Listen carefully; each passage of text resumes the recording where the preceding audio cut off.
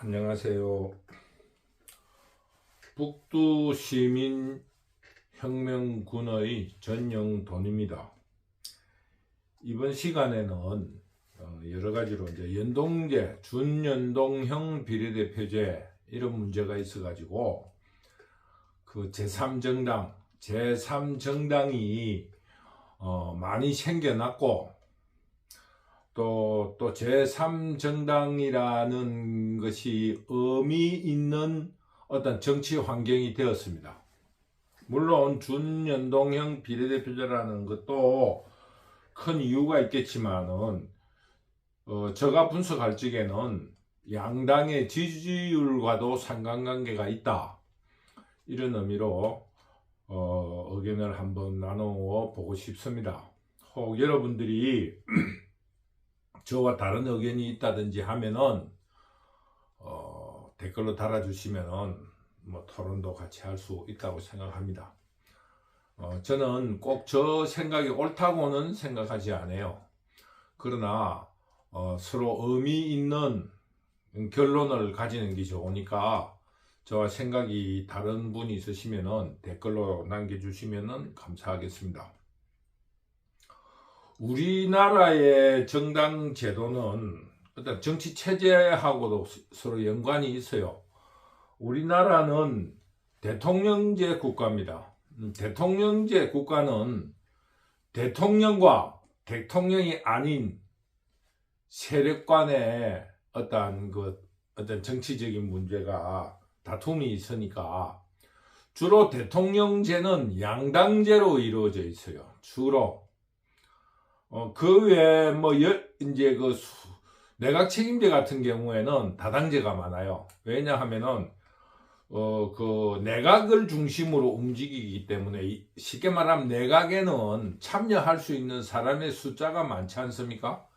그러다 보니까 여유 공간이 있어가지고 다양한 세력들이 그 내각에 참여할 수 있고 이런 장점이 있어요. 그러니까 내각제는 조금 다당제의 성격을 가지고 있습니다. 그런데 우리나라에는 왜 자꾸 이제 내각제를 하자는 이야기가 나오냐 하면은 제가 생각할 적에는 어떤 정치 문화 혹은 우리 민족의 DNA에 있는 것 같아요. 왜냐하면은 대통령제를 우리나라가 필요로 하기는 해요. 왜냐하면은 남북한의 대치 상황에 있고 또 주변국이 4대 열강 속에 미국, 일본, 중국, 소련이라는 그 열강 속에 있기 때문에 어떤 결정을 신속하게 해야 된다 하는 그런 어떤 정치적인 요구가 있으니까 대통령제를 선호한다는 그런 느낌이 있습니다. 그런데 우리나라에는 어떤 그런 또 문제가 있냐 하니까 지나치게 당파성을 가지는 거예요. 이게 양당제를 해도 우리나라가 양당제를 해도 헌법 내에서 해야 됩니다. 그런데 우리나라는 지금 야당이라든가 이런 사람들은 헌법을 무시합니다. 그런 정도로 헌법을 무시할 정도로 극단적으로 싸운다 이런 의미예요. 그러다 보니까 패단이 너무 심하다. 그래서 내각 책임제를 조금 넣자. 그리고 또 우리나라의 헌법에 보면은 조금 내각 책임제적인 요소가 몇 가지 있어요. 그러니까 내각 책임제를 해도 되지 않겠느냐 이런 입장으로 내각 책임제를 많이 하고 다당제에 대한 어떤 정치적인 욕구가 조금 있는 것은 사실입니다. 그러나 제가 아까 말했다시피 대통령제라고 하는 것은 양당제를 선호를 하다 보니까 또 우리 정치 문화가 양당제 일에 적대적으로 싸우는 거예요. 적대적이라고 하면 무슨 말이냐 하면 우호적인 대한민국을 살리기 위한 우호적인 경쟁관계가 아니고 우리나라는 대통령제가 미국이라는 것처럼 국가이익, 헌법이라는 대전제 속에서 경쟁으로 가는 게 아니고 한 목표를 가지고 경쟁을 하는 것이 아니고 적대적으로 네 죽고 니 안 죽으면은 내가 죽고 내가 안 죽으면 니가 죽는다는 식으로 죽기 살기로 하는 거예요. 왜? 정치 이익, 정권이라는 것만 가지고 싸우는 거예요. 그래서 우리나라는 국가 이익이라는 것 속에서 양당제가 이루어지지 않고 있다. 너무 지나치게 적대적이다. 그래서 우리나라는 국민들도 그런 정치적인 속성에 물이 들어가지고 그 정파가 다른 사람하고는 친구하기도 어려울 정도가 돼 있습니다. 그거는 뭐 어떤 사람들은 근래에 들어서 심해졌다 그러는데 저는 그렇지 않은 것 같아요. 예전부터 그랬던 것 같아요. 그러다 보니까 어떠한 그 조금 양식이 있는 사람들이 제3정당이 있어서 완충 역할을 해주면 좋겠다.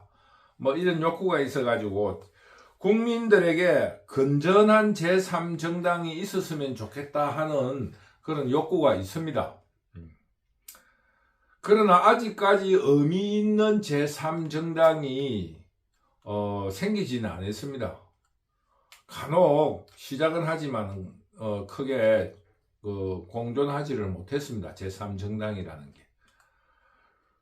근데 그거는 우리나라만의 특징이 아닙니다. 정당을 하나 꾸려가려면 자금도 있어야 되고.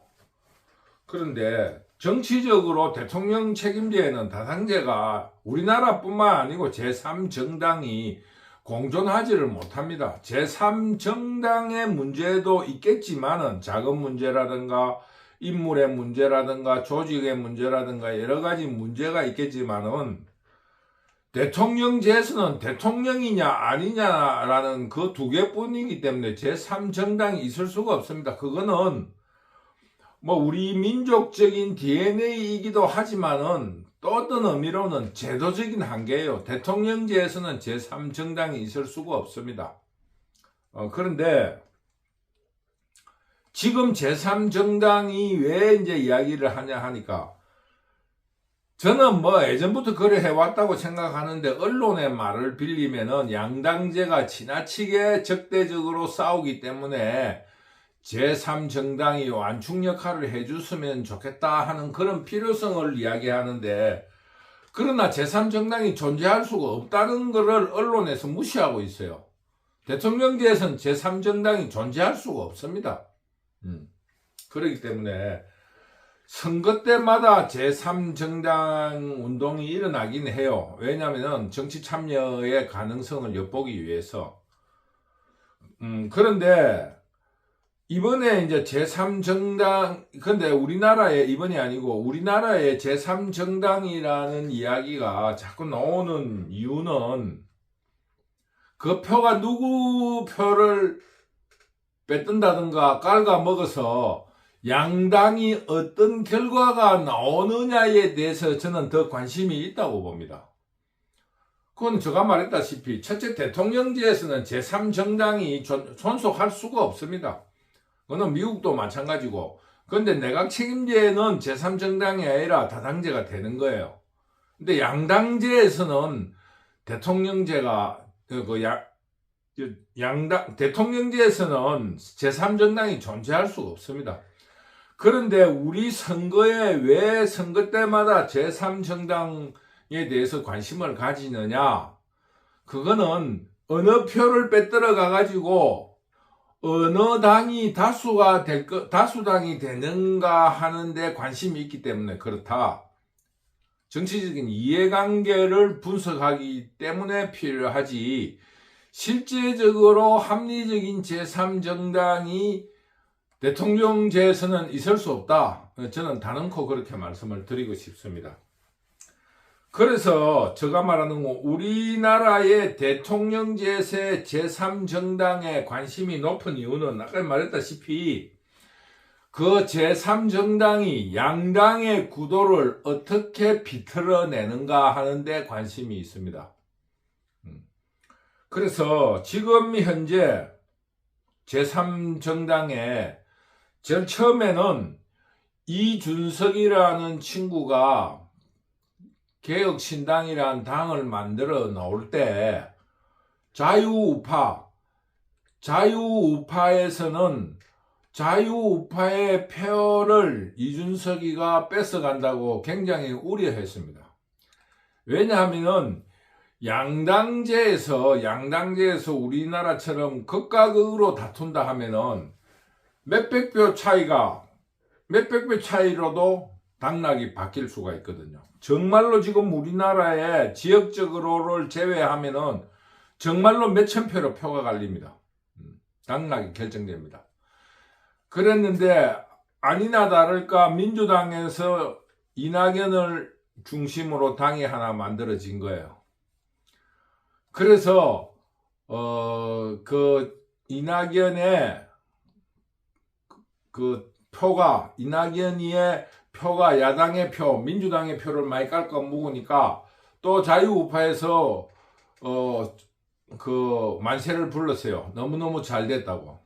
왜냐하면 이준석이가 빼들어가는 것보다 이낙연 새로운 미래로라는 당이 더 많이 뺏어간다는 걸로 환호를 질렀는데 결국은 두 당이 또 합쳤는데 그러나 대체적인 평가가 야당인 민주당이 불리하다 이런 평가를 가지고 있었습니다. 그 이야기를 하기에 앞서서 조금 어떤 저의 생각입니다만은 이준석이라는 사람은 저 생각에 그래요. 보궐선거 때 민주당에서 공천을 하지 않든지 그런 지역구에 이준석이가 나가면은 자기 책임론을 내걸어서 후보를 내지 않든지 어떤 미락이 있었지 않느냐고 의심될 만큼이나 이재명이에게 굉장히 유리한 정치 행위를 하고 있다. 저는 의심을 하고 있는 거예요.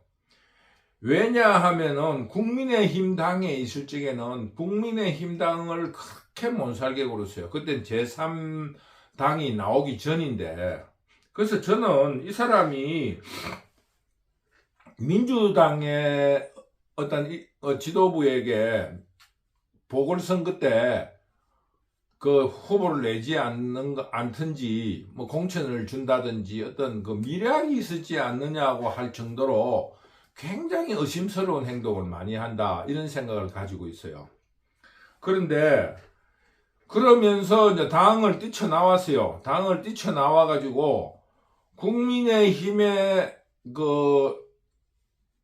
표를 지지를 많이 갉아먹을 거라 하고 자기는 호언장담을 했습니다만은 믿을 수는 없지만 여론조사상으로 보면은 이준석의 지지율은 미미하고 또 갉아먹는 영향도 별로 없다는 평가를 받고 있어요.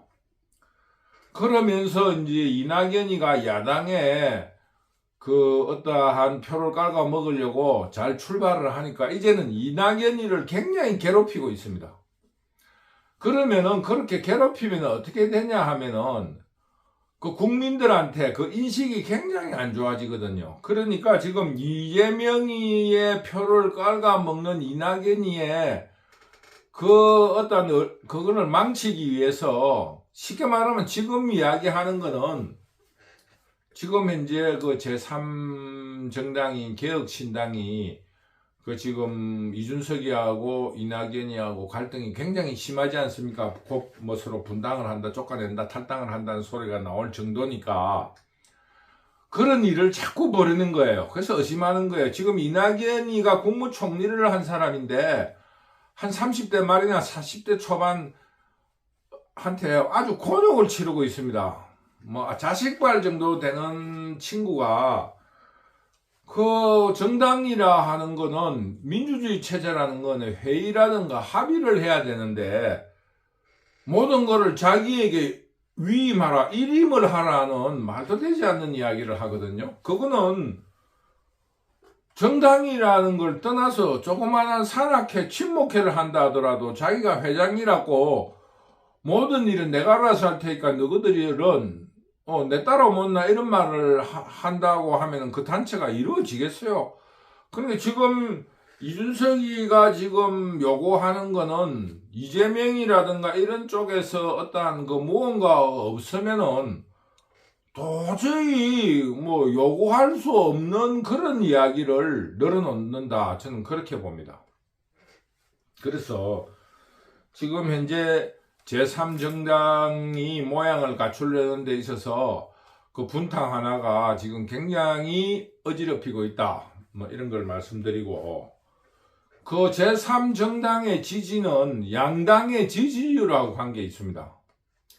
양당이 굉장히 박빙으로 싸우면은 제3정당이 설 자리가 없습니다. 왜냐하면은 지역구에서 저 경험에 의하면은 만약에 서로가 박빙으로 싸우면은 쉽게 말하면은 깔꼬리로 꺾듯이 한 가구 한 가구까지 그 선거에 참여한 후보자들이 그걸 거의 막 숟가락으로 꺾듯이 숟가락으로 누룽지로 꺾듯이 박박 꺾습니다. 한 표 차이로 질 수가 있으니까. 그렇기 때문에 아주 철두철미하게 유권자들을 맨투맨으로 관리하고 이 3정당으로 표가 빠져나갈 수 없게 만들어버립니다. 근데 양당의 지지율이 차이가 난다 이러면은 이왕이가 안 되는 거 다음을 기약하자 하면서 제3정당으로 빠져나갑니다. 그래서 지금 현재는 제3정당이 설 자리가 없었는데, 뭐 여론조사를 하는 거를 믿을 수는 없지만 여론조사를 기반으로 할 때 추이가 앞으로 민주당에게 조금 지지율이 많이 빠지지 않겠느냐, 저 생각입니다. 그래서 국민의힘과 그 이제 민주당과의 표차가 나면은, 지지율의 차이가 나면은 제3정당에 의회에 선전을 할 수도 있다. 이거를 제가 말씀드리는 겁니다. 그래서 양당의 지지율이 그 아주 치밀하면은 제3정당이 설 자리가 없습니다. 그러나 격차가 나면은 그 제3정당이 의외로 선전을 한다. 그렇게 볼 수가 있습니다. 그런데 지금 현재 상으로, 여론상으로 보면은 제3정당이, 저는 그래 봅니다. 언론에서는 아직까지 큰 의미를 두지 않고 있는데, 저는 이낙연을 중심으로 한 전라도에서 의미 있는 성과가 있을 수 있다. 저는 그렇게 예측을 합니다. 왜 그러냐 하니까 지금 민주당하고 국민의힘은 지금 현재로도 조금 여론이 기울였는데 앞으로 더 기울어질 수가 있습니다. 추이라고 하는 거는 아까 말한 대로 국민의힘하고 야당하고 민주당하고 차이가 벌어지기 시작하면 자꾸 벌어진다 하는 느낌이 옵니다. 유권자에게. 그러면은 제3정당으로 표가 자꾸 빠져나가기 때문에 차이가 자꾸 더 벌어지는 거예요. 저 말씀 이해하시는가 모르겠습니다. 본래 딱 붙어 있는 데는 서로 이 지지율이 차이가 없으면은 제3정당을 그들도 볼 수가 없어요. 여유가 없으니까 같이 끝까지 갑니다. 끝까지 막 엎치락뒤치락을 하는데, 왜 제3정당으로 빠져나갈 수가 없으니까. 그런데 지지율 차이가 조금 난다는 느낌만 오면은 유권자들이 3당으로 빠지기 때문에 표 차이가 더 많이 난다 이거예요. 더 많이 나고 3당으로 더 많이 갈 수 있다 이겁니다. 그런 선거에는 추이가 있다. 그래서 저는 그런 의미로 제3정당과 양당의, 거대 양당의 지지율 관계는 상관관계가 있다. 그리고 이번 현재의 4.10 총선에는 제3정당이 거대 양당의 지지율 차이로 의해서 의미 있는 성과를 거둘 수 있다. 저는 그렇게 분석을 합니다. 그리고 지금 제3정당에 대해서 민주당을 중심으로 연대를 하려고 그래요.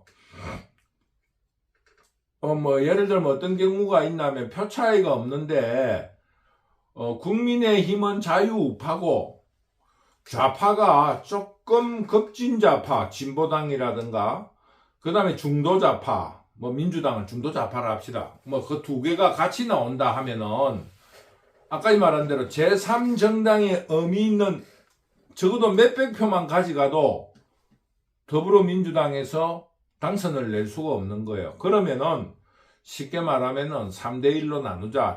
당신네들이 나오는데 30% 가져가고 우리는 10% 정도의 후보 지역을 달라. 뭐 이렇게 협상을 할 수가 있습니다. 그래서 지금 현재 연동제 비례대표와 함께 그 지역구에 대해서 야당의 연대설이 나오고 있습니다. 그런데 이번 총선에서는 이 연대설이 큰 의미를 가질 수 없다고 봅니다. 왜냐하면은 지금 현재는 미비하지만은 이낙연 대표가 적어도 국무총리를 했고 또 당대표를 했고 또 5선을 한 사람으로서 굉장히 인물적으로 제3당으로 그 정도 된 사람이 별로 없습니다. 안철수가 제3당으로 성공을 했지만은 결국 흡수됐잖아요. 대통령계의 그 한계입니다. 그건 어쩔 수 없는데, 그 안철수는 기업을 일으켰다고 하는 정도밖에 되지 않는데, 이낙연 대표는 정치적으로 활동을 하고 감각이 있는 사람입니다. 기자도 오래 하고. 그런데 다만 이제 그분이 온화한 성격이다 보니까 아주 좀 엄중하고 신중하다는 그런 정치적인 결점이 조금 있는 것을 제외하고는 굉장히 합리적이고 훌륭하신 분이라고 봅니다. 저는. 왜? 국민들이 그렇게 만들어서 있고, 5선도 하고 국무총리도 무난하게 마쳤고, 당대표도 무난하게 한 사람이니까요. 그래서 만약에 민주당에서 진보당하고 연대를 했다 하더라도 개혁신당에서 후보자를 내면은 그만큼 또 뺏기잖아요. 그래서 지금 현재 준연동형 대표제든지 간에 그 비례대표는 지금 이제 정의당이라는 쪽에서는 뭐라고 이야기하냐면은 준연동형 비례대표제는 연대 안 하고 지역구는 연대하자. 예를 들어서 우리에게 한 5군데만 달라. 뭐 이런 정도로 협상을 제시하는 걸로 보입니다. 근데 그 정의당에서는 뭐 이러나 저러나 어쩔 수 없으니까 그런 제안을 하는데 그 민주당에서는 그 제안이 크게 의미가 지금 없어져 버렸다. 왜? 어차피 이낙연의 개혁신당과 통합을 하지 못하면은 개혁신당에서 표를 빼들어갈 거기 때문에 어차피 더불어민주당이 표만 5을 뺏기는 거지 자기들의 당선 지역에 대해서 당선 보장을 할 수 없다라는 그런 딜레마에 빠져 있어요.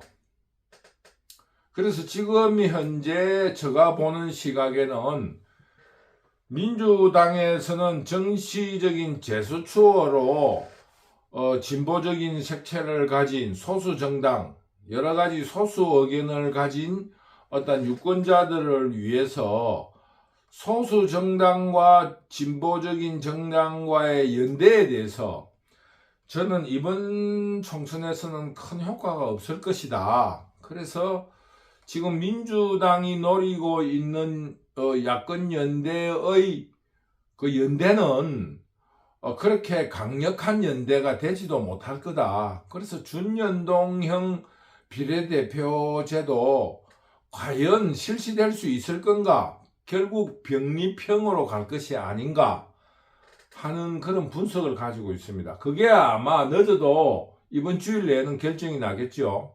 지금 뭐 이번 주일 아니면은 2월 말까지는 결정이 나지 않겠습니까? 그래서 제가 볼 적에는 이번에 야권 연대는 큰 힘을 발휘하지 못한다. 왜? 이낙연이라는 의미 있는 제3당이 있기 때문이다. 근데 지금 의미 있는 제3당이 출연하는 거를 이준석이라는 분탕이 끊임없이 쉽게 말하면은 댄싱 그거를 평판을 깎아내리려고 노력하고 있다. 이런 정도로 제가 분석합니다. 과연 이낙연 전 국무총리가 이런 거를 잘 극복해가지고 제3정당을 얼마만큼 아름답게 포장해내느냐 하는 것이 이낙연 국무총리의 정치력이다. 지금 현재 제3정당의 의미는 이낙연 국무총리, 전 국무총리의 정치력에 달려있다. 저는 이렇게 생각합니다. 그래서 이런 거를 만들어내면은 어쩌면은 아주 새로운 정치 환경이 만들어질 수 있다. 쉽게 말하면은 야당이 분열되고 또 대등한 관계, 쉽게 말하면은 이낙연이가 20석 이상만 차지한다 하더라도 의미 있는 존재를 보일 수 있다. 그리고 그렇게 된다 하면은 완충으로서의 역할을 할 수 있고 세력 균형, 바란스 파워라 해가지고 소수지만 이쪽에 붙으면은 이쪽에 캐스팅 보트의 역할을 할 수 있다는 겁니다. 이쪽에 가면 이쪽이 통과되고 20석이 이쪽으로 가면 이쪽이 통과되는 그런 묘한 밸런스를 유지할 수 있는 정치 환경을 조성할 수 있다. 물론 우리 대통령제라는 건 양당제로 다음 대통령 선거에는 두 야당이 합쳐야 될 거 아닙니까? 대통령이 되려면은. 그렇기 때문에 대통령제는 양당제가 될 수가 잘 없습니다. 그 제도상으로. 왜냐하면은 한쪽 진영이 표가 갈라지면 대통령이 영원히 안 되잖아요. 결국 어느 지역이든지 서로 묶으려고 하다 보기 때문에 자기에게 조금이라도 우호적인 이념이라든가 지역이라든가 여러 가지 어떤 가치가 같은 사람들끼리 뭉쳐야 되기 때문에 대통령제에서는 양당제 말고 다당제가 될 수가 없습니다. 제3정당이 존재할 수가 없습니다. 그렇기 때문에 이 다음 대통령 선거까지는 굉장히 새로운 정치 환경이 만들어진다.